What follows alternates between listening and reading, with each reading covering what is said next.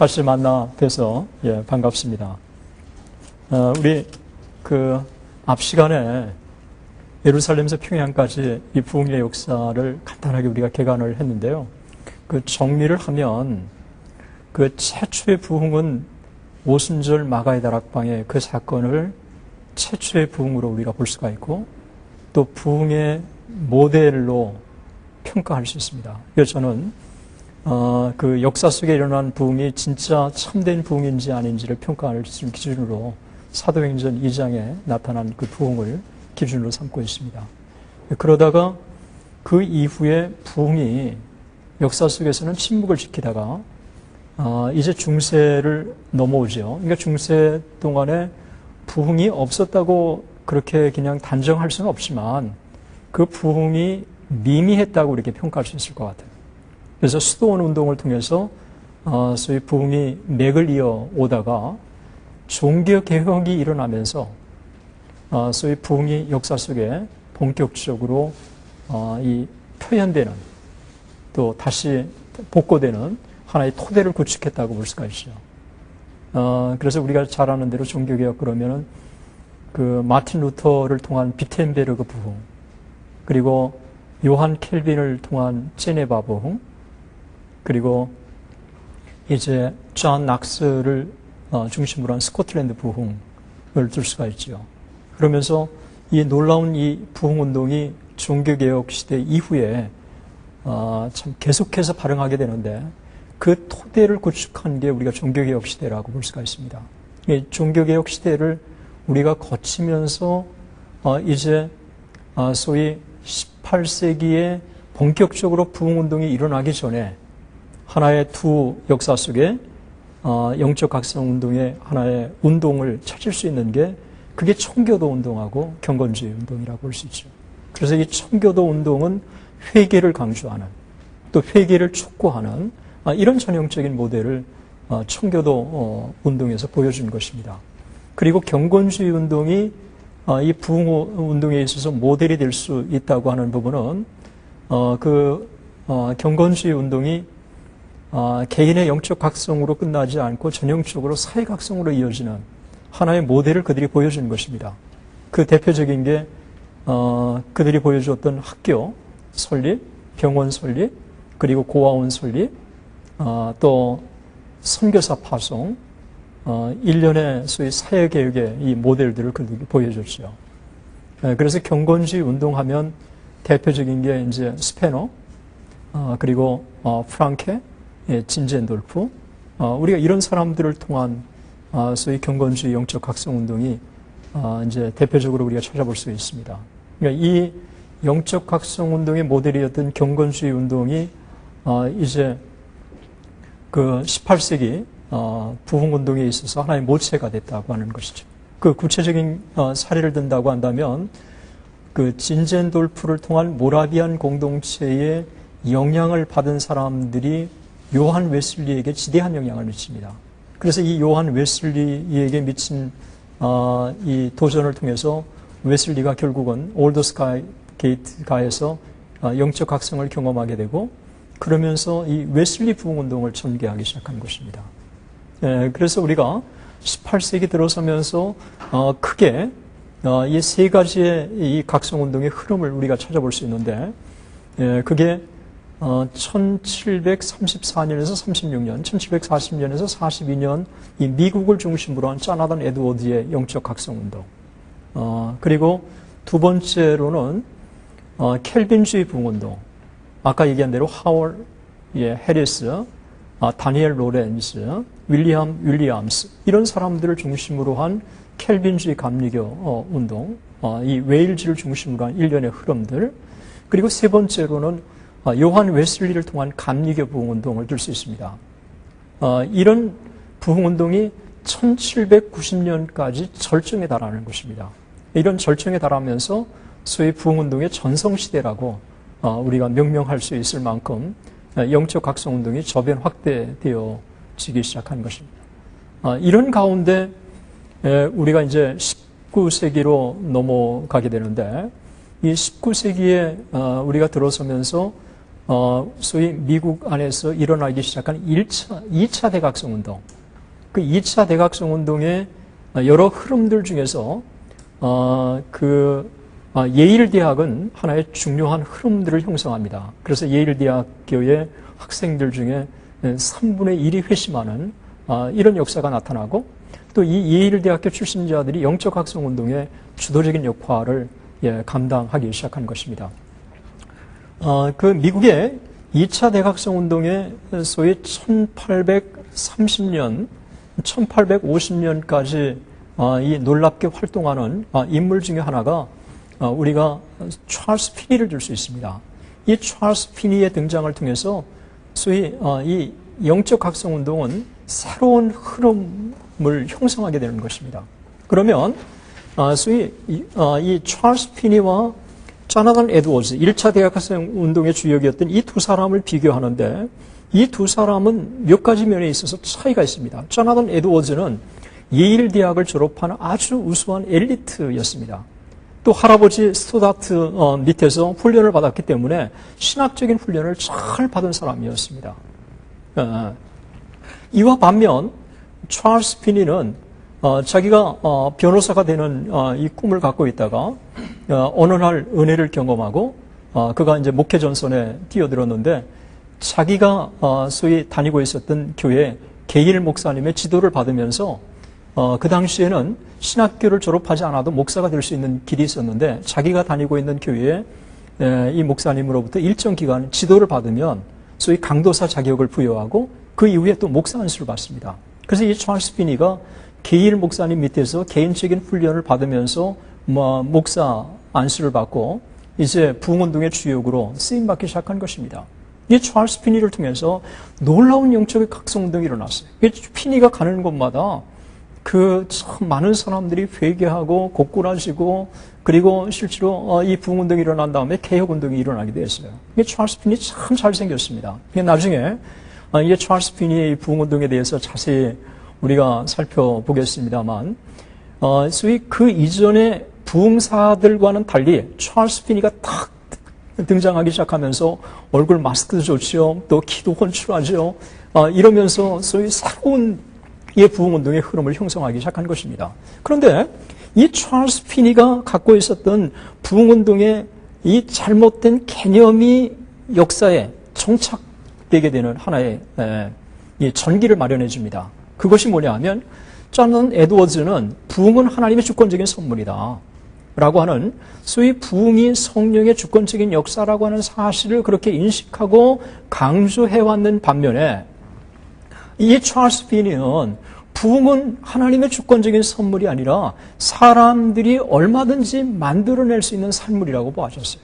일정한 조건만 갖추면, 일정한 조건만 충족하면, 그러면 얼마든지 이 땅에서도 부흥이 일어날 수 있는 것이라고 생각을 했던 것입니다.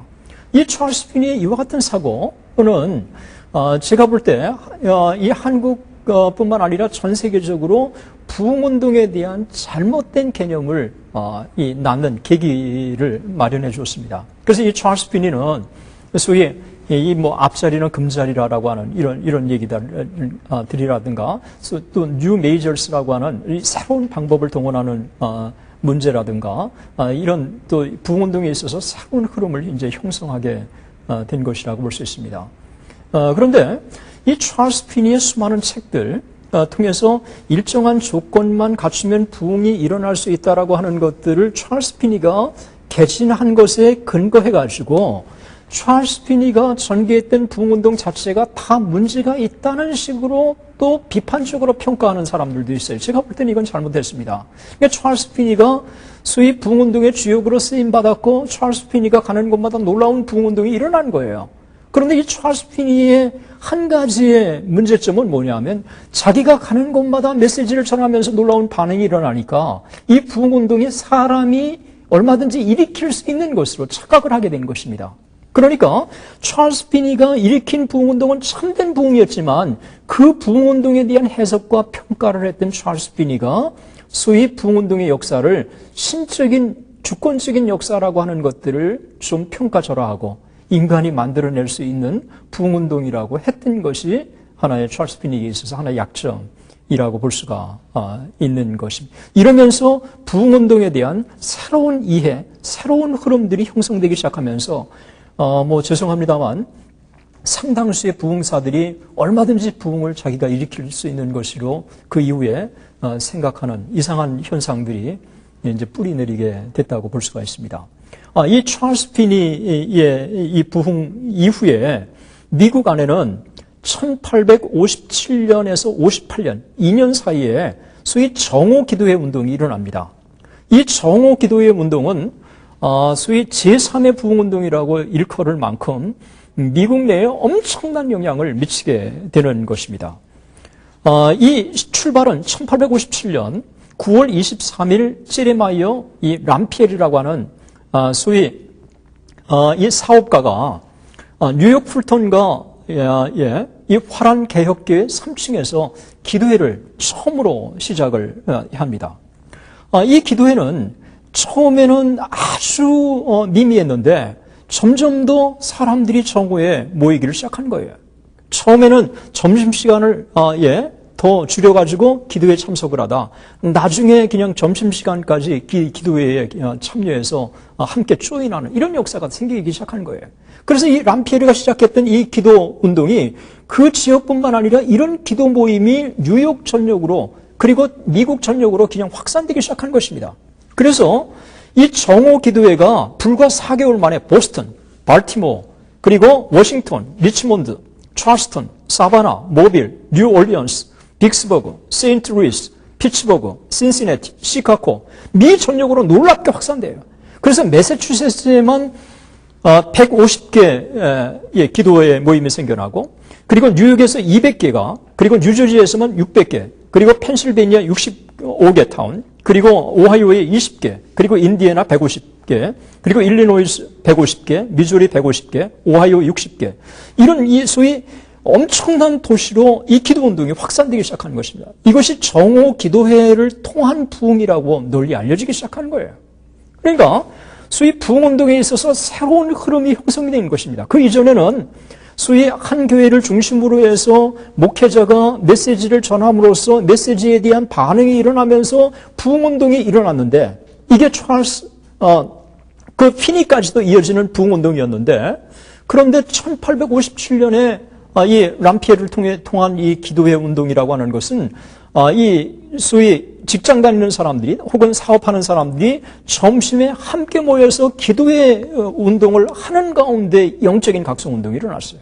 이게 단순한 모여서 기도 운동이 아니라 그 기도회를 함께 모이는 가운데 성령의 임재가 경험되고 그리고 거기에 참석한 사람들이 기도 제목들이 다 응답되는 이 놀라운 역사가 일어나는 거예요. 실제로 평신도들에 의한 이 소위 영적인 각성운동, 부흥운동의 이 모델을 보여준 것입니다. 또 하나는 이 부흥운동이라고 하는 것이 소위 기도가 전제된 부흥이어야 된다고 하는 모델을 보여준 것도 소위 정오 기도회 모임의 또 하나의 모델이라고 볼 수가 있어요. 그리고 목회자들도 평신도들과 함께 모여서 기도운동을 했고 그리고 그 기도 모임에 참여한 사람들이 목회자만 인도한 게 아니에요. 성령께서 인도해 주시는 대로 평신도도 인도를 하게 된 것입니다. 이러면서 이 영적인 각성 운동이 이 뉴욕을 중심으로 시작됐던 것들이 이 미국 안에 이 주요 도시로 확산되기 시작하고 주요 도시 안에서도 한 개의 기도 모임만 있는 게 아니라 이 수백 개, 수천 개의 기도 모임이 확산되기 시작하면서 이 기도 운동을 통해서 엄청난 사람들이 주님께로 돌아서는 역사가 나타나게 된 것입니다. 1857년에서 1859년까지 이 정오 기도회가 정점에 달하고 이 기도회 운동 동안에 미국 전체 인구가 그 당시에 3천만이었는데 200만 명이 주님께로 돌아섰어요. 그러니까 이 3천만 명의 인구 중에서 200만 명이 주님께로 돌아섰다고 하는 것은 회심했다고 하는 것은 15분의 1이지만 여러분 그 당시에로는 이거 굉장한 거예요.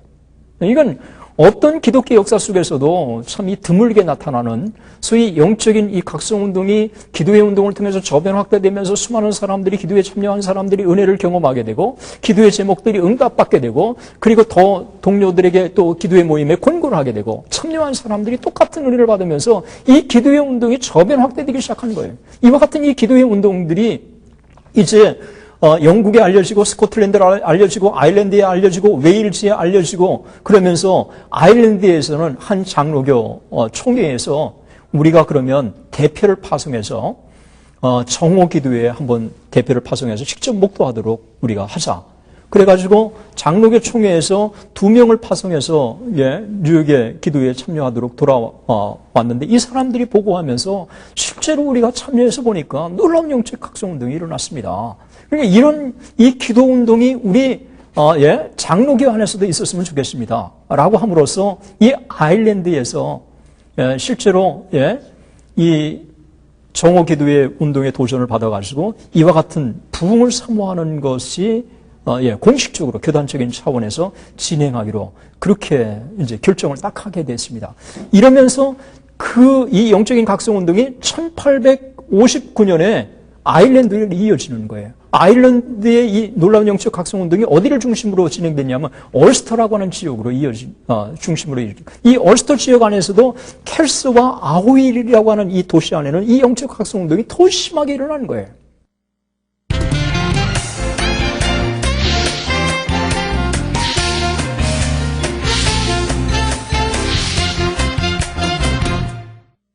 뉴욕에서 정오 기도회가 한참 진행되고 있을 때 이 정오 기도회의 도전을 받기도 하지만 이 정오 기도회의 별개로 하나님께서 이와 같은 영적인 각성운동이 아일랜드에도 있게 해주십시오라고 하고 시골의 조그만 학교에서 이 4명의 청년들이 젊은이들이 조용히 기도하기 시작한 거예요. 그 기도했던 그 장소가 150년이 지난 다음에도 그대로 현장에 남아 있어요. 거기엔 지금 다른 아일랜드에 아주머님이 살고 있는데 그분과 기념 촬영도 제가 하고 그리고 그 지역을 쭉 돌아보게 되고 그 부흥운동의 역사가 얼마나 이 지역으로 확산됐는지 거기에서 시작된 이와 같은 이 기도 움직임들이 점점 더 열기를 더하기 시작하면서 켈스 장로교로 이어지고 켈스 장로교에서 집단적으로 하나님 앞에 기도하면서 이 영적인 각성운동이 일기 시작하고 이 켈스에서 이와 같은 영적인 각성운동이 아오일로 이어지게 되고 이러면서 이 얼스터 지역 안의 영적인 각성운동이 소위 아일랜드의 수도였던 벨파스터 지역으로 북아일랜드의 가장 큰 도시 그쪽으로 이어지기 시작하면서 이 영적인 각성운동이 일기 시작한 것입니다. 이런 영적 각성운동이 일기 시작할 때 하나님께서 이와 같은 움직임들을 통해서 웨일즈에도 영적 각성운동에 도전을 주신 거예요. 그 웨일즈에서는 뉴욕의 소위 정오기도의 소식을 들었죠. 아일랜드에서 영적 각성운동이 일기 시작하면서 엄청난 변화가 있다는 이야기를 들었죠. 또 스코틀랜드에서도 이 영적 각성운동이 일기 시작했다는 이야기를 들으면서 웨일즈 지역에서 하나님 앞에 그냥 조용히 기도하는 일련의 사람들이 생기기 시작한 것입니다. 이 일련의 기도하면서 하나님 앞에 이 웨일즈에서도 부흥이 있게 해달라고 기도하는 사람이 누구냐? 감리교 목사였던 험프리 존스라고 하는 사람이에요. 이 험프리 존스는 미국에 이민을 가가지고 살면서 자기가 정오기도회에서 이 놀라운 부흥운동을 직접 목도한 거예요. 그러면서 이 놀라운 부흥운동의 역사가 정말 이 미국만 일어날 게 아니라 자기 고향 웨일즈에서도 일어나야 된다라고 하는 의식을 갖기 시작한 거예요. 이게 참 이 영적인 이 은혜를 받게 되면 이 영적인 은혜들을 자기의 소위 동포들에게 나누고 싶은 게 인간의 심정이에요. 이 험프리 존스 목사님이 웨일즈로 돌아왔어요. 웨일즈로 돌아오면서 시골 교회를 다니면서 조용히 하나님 앞에 기도하기 시작한 거예요. 하나님, 이 웨일즈에서도 은혜가 있게 해주십시오. 그 자기가 맡고 있는 지역에 하나님께서 놀라운 은혜를 주셨고 이 도전을 옆에 칼빈주의 감리교 목사였던 데이빗 몰간이 그걸 보고 나서 자기도 도전을 받았어요. 데이빗 몰간이 자기가 목회하는 교회에 이 험프리 존스 목사님을 강사로 청빙한 것입니다. 강사로 청빙하면서 직접 메시지를 전하게 하고 그리고 함께 기도하기 시작한 거예요. 처음에 부흥운동에 대해서 부정적이었어요. 너무 인위적으로 부흥을 일으키려고 한 게 아니냐라고 하는 이런 생각을 갖고 있다가 자기는 또 켈빈주의 신앙을 갖고 있고 그 사람은 감리교 그 웨슬리안이고 이런 이 격차가 있었다가 이 험프리 존스라고 하는 목사님이 순수하게 메시지를 전하면서 그 메시지에 많은 사람들이 반응을 하면서 이것은 성령의 역사다. 그리고 자기도 무릎을 꿇고 그러면 두 교회가 연합으로 우리가 기도회를 갖자. 그래서 이 두 교회가 연합으로 기도회를 갖기 시작하면서 성령의 역사가 거기 참여하는 사람들마다 은혜의 역사가 나타나기 시작한 거예요. 이러면서 웨일즈 지역에 데이빗 몰간을 통해서 놀랍게 복음이 확산되기 시작합니다. 참 하나님의 역사는 놀라운 게요. 1859년에 이 웨일즈 안에 부흥운동이 한참 막 일어나고 있을 때 결국은 험프리 존스는 역사의 뒤안으로 사라지고 데이빗 몰간이 앞에서 부흥운동을 딱 전개하기 시작한 것입니다. 참 여기에서도 저는 하나님의 놀라운 은혜를 경험해요. 험프리 존스가 자기가 직접 목도하고 경험했던 이 부흥의 역사를 웨일즈에 불을 던지고 이 웨일즈에 던진 불이 데이빗 몰간을 통해서 함께 불타오르게 되고 하나님이 그를 부흥의 주역으로 하나님이 쓰시는 것을 보면서 자기는 역사의 뒤안으로 사라지고 데이빗 몰간의 역사의 주역으로 활동하도록 무대를 양보하는 그 아름다운 모습. 참 너무 감사한 것입니다. 이러면서 영적인 각성운동이 쭉 웨일즈에 놀랍게 확산되기 시작한 것입니다. 바로 이 전에 1839년 스코틀랜드의 이 던디라고 하는 이 지역이 있어요. 이 던디에 하나님께서 놀라운 이 영적인 각성운동이 하기 시작한 것입니다. 실제로 제가 던디에 영적 각성운동이 일어났던 세인트 피터 처치, 소위 성 베드로 교회 직접 가서 보았어요.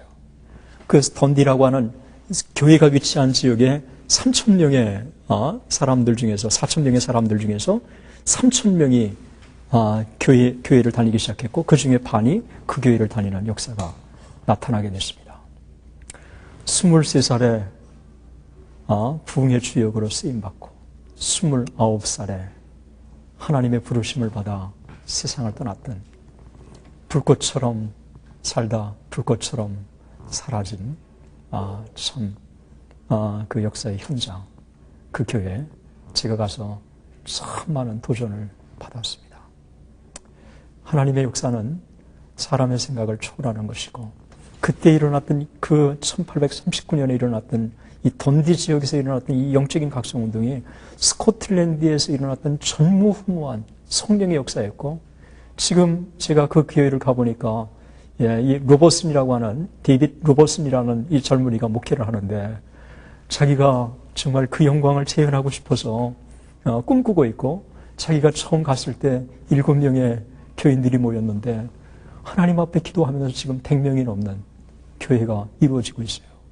우리가 볼 때 100명은 아무것도 아닌데 스코틀랜드 메마른 정말 쓰러져가는 기독교가 쓰러져가는 그 지역에 이 100명은 기적과 같은 것입니다.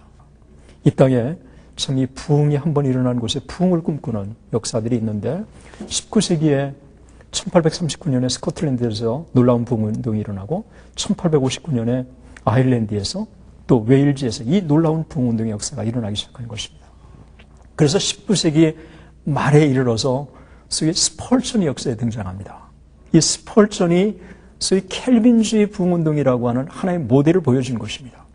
지금까지 역사에 가장 강력한 메시지를 외쳤다고 하는 사람이 조지 위필드예요. 이 조지 위필드의 엄청난 도전에 그것이 19세기 말에 스펄전에 통해서 다시 재현되었다고 하는, 그래서 이 스펄전이 사역했던 교회 두 군데, 그 중에서도 메트로폴리탄 교회, 런던에 정말 3,000명, 4,000명이 한 자리에 모여서 예배를 드리게 되고 수천 명이 함께 그 부흥의 역사에 목도했던 그 현장을 제가 보면서 스펄전의 이 영광을 제가 피부로 느끼고 왔습니다. 이 스펄전의 이 성령의 이 메시지를 통한 성령의 역사가 참 대단했습니다.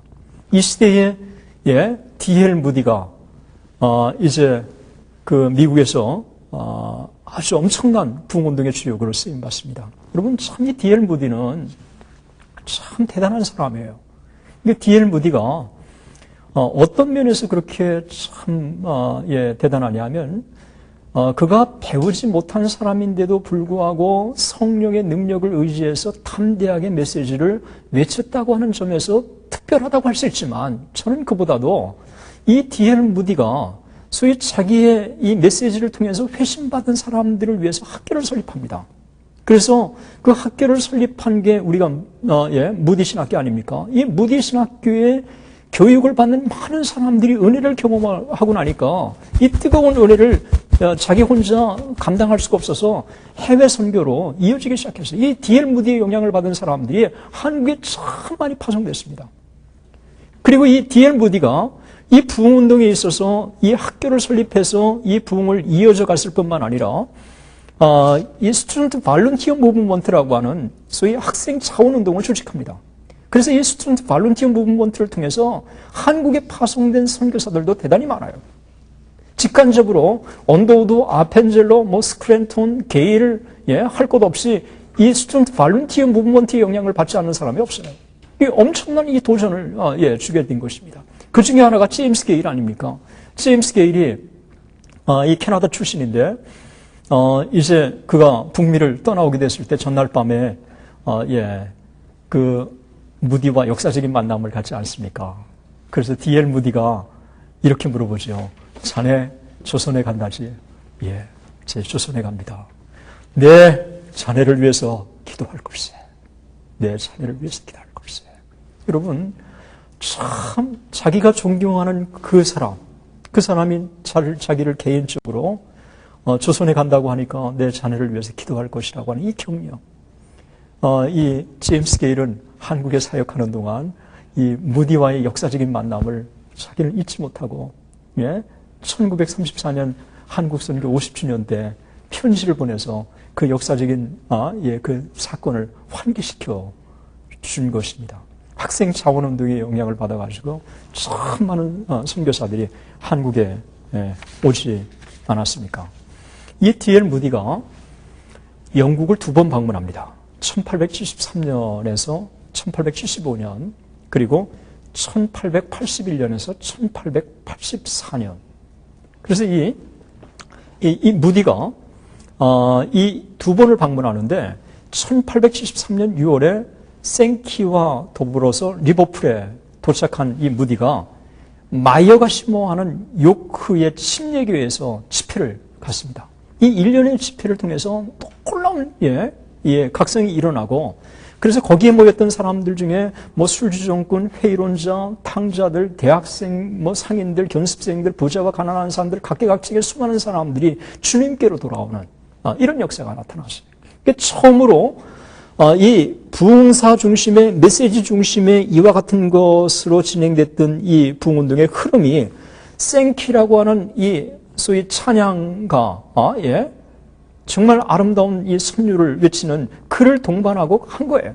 그가 찬양을 통해서 많은 사람들의 마음을 딱 열게 됐을 때 D.L. 무디가 딱 등장해가지고 강력한 메시지를 통해서 그들의 심령에 영적인 각성, 부흥의 불을 지피는 이런 새로운 흐름을 형성하기 시작한 것입니다. 그래서 그 당시에 무슨 일련의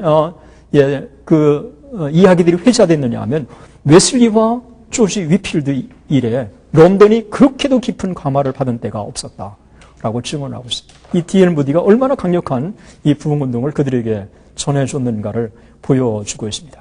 1881년에서 1884년 그 사이에 영국을 방문했을 때 1881년에서 82년 케임브리지 대학에 D.L. 무디가 가죠. 그래서 D.L. 무디가 케임브리지의 학생들에게 엄청난 도전을 주지 않습니까? 그가 외쳤던 메시지, 케임브리지에는 중앙 채플이 있습니다.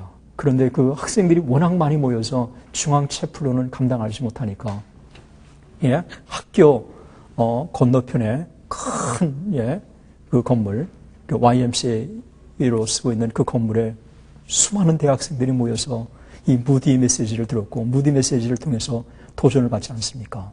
그 도전받은 그 케임브리지 학생들 중에 7명, 1885년 중국으로 건너오게 되지 않았습니까? 그래서 케임브리지 7명의 그 사람, 그 7명은 보쳔, 카슬, A.T. 폴 힐 터너, 그 다음에 C.P. 폴 힐 터너, 스미트, 찰스 스터트, 이런 7명의 이 케임브리지 학생들이 장래가 보장되는 그 화려한 장래가 보장되는 이 소위 직장이나 이 모든 것들을 뒤로 하고 하나님께 맡기고 중국에 오죠. 중국에 와가지고 결국은 허드슨 테일러나 그런 일련의 사람들을 뒤를 잇는 이 위대한 역사를 중국에서 계속 이어져 가게 되는 것입니다. 그러면서 이 19세기의 위대한 부흥, 이런 것들이 20세기로 딱 이어지면서 20세기에 1904년 웨일즈 부흥운동, 그리고 1905년 인도 부흥운동, 1906년 아주사 부흥운동, 1907년 평양대 부흥운동, 그리고 1908년 중국과 만주 부흥운동, 1909년 백만인 구룡운동, 이러면서 20세기의 부흥이 평양대부흥운동까지 이어지는 그런 역사로 진행되게 되는 것입니다. 기독교 2000년의 역사는 부흥의 역사였고, 그 부흥의 역사는 성령께서 하신 역사였습니다. 우리가 다시 부흥을 꿈꿔야 될 이유가 바로 여기에 있습니다. 예, 감사합니다. 이것으로 강의를 마치도록 하겠습니다. 이 프로그램은 선교지의 교회를 세우는 힘찬 첫걸음, 드림온과 함께합니다.